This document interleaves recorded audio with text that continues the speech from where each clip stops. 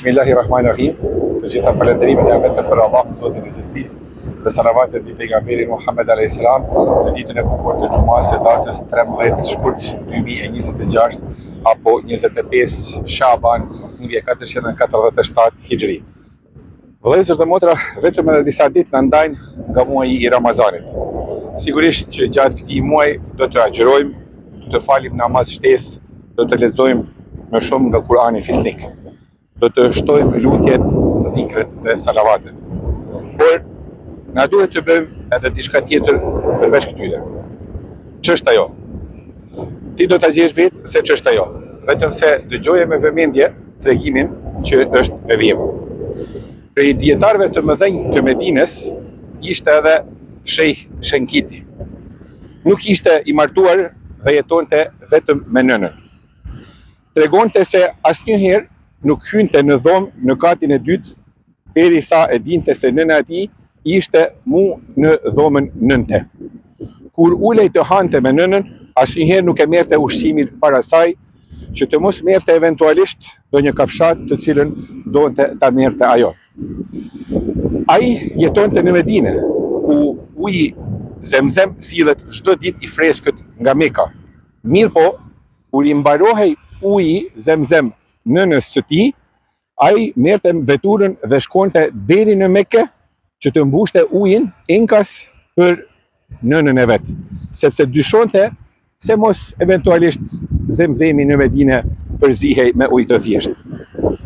Në një rast ishte në një ligjërat në Xhidde dhe i telefonojnë disa vëllezër nga Riadi që të shkojnë tek ata dhe të mbajnë ligjërat. Mirpo ai i tha që së pari duhet të marrë leje nga nëna e vet. Në çka ata i thanë, merre telefoni dhe telefonoji. Unë ta thras nënën në telefon, subhanallah, nuk vjen në shprehje, i tha sheikhi. Mori veturën dhe u nis për në Medinë, pra 450 kilometra nga Xhidja, që të kërkoj leje nga ëma që të shkonte në ligjërat në Riad. Njëherë, një nxënës i tij ka parë në ëndër se një njeri ishte ulur në safin e parë në Revda, pra në xhaminë e pejgamberit alayhis salam në Medinë, dhe i cili aty në saf po priste thonjt. Disa njerëz e shikonin dhe ia morën për të madhe, që normalisht edhe në syrin tonë do duke e madhe, po. Të nesërmen, ai ja tregoi këtë ëndër shejkhut dhe Sheikh Shenkiti i tha, a e njeh kush është ai njeri?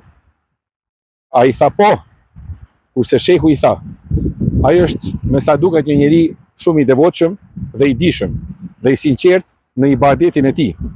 Vazhdimisht është në safin e parë, kurse njerëzit që ja kanë inat e shikojnë se ky po priste thonjt. Pasi e kreu, nxënësi i tha, o shejh, ai njeri që pash në ëndër ishe ti. Shejhu uli kokën dhe qau. Tregon një student se në kohën e haxhit në njërin prej rrugëve të Mekës kishte parë një njeri me fytyrë të mbuluar, i cili pa ndërprerë po shpërndante ujë dhe lëngje plot 3 orë. Studentit i kishte pëlqyer ky veprim dhe kishte shkuar që t'i ndihmonte këtij njeri. Kur i u afrua dhe filloi të flasë me te, vërejti se ky ishte Sheikh Shenkiti, i cili e kishte mbuluar fytyrën që njerëzit të mos e njihnin.